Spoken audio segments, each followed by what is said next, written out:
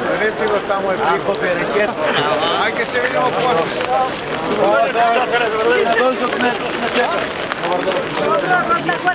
Државата ќе партиципира во ваквите инвестиции, но конечна цел нема да биде профитот на бизнисмените. Конечна цел ќе биде работните места и платите на вработените. Затоа при ваквите договори конечната цел ќе биде просечната плата да биде 29.000 денари.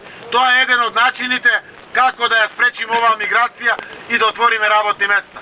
Затоа по овој модел сугерирав денеска и во изјавата пред медиумите и јавно сугерирам државата и власта да не си играт играчка со тораница. 450 фамилии живеат од тораница. Дали им е јасно како ги враќаат сега кредитите тие луѓе?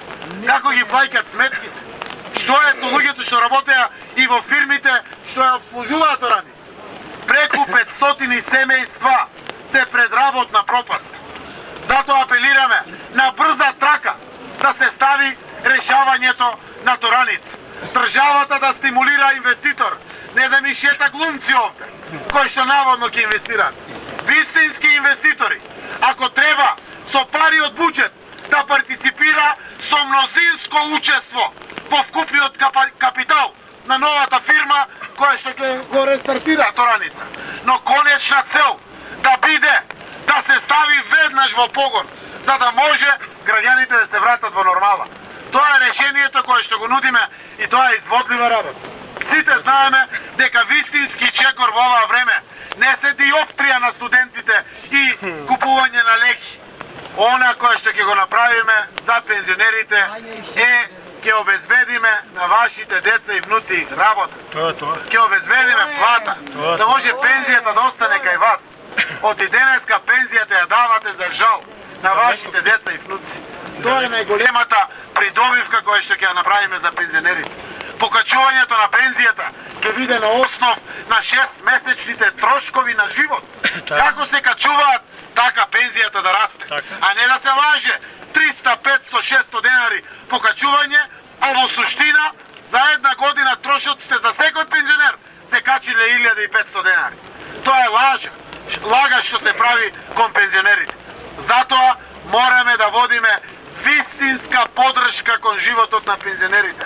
Животот го дале во Македонија, работејќи за своите семејства, но и за ова наша земја. Плаќале даноци, плаќале давачки, целиот свој работен век.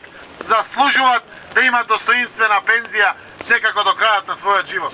И обврска на државата е тоа да го помогне. Во делот на стечајците, ги знаете сите овие години нашите залагања. Еден од првите закони во првите 100 дена, што ќе ги донесе новиот парламент и новата влада, ќе биде решението за стечајните работници.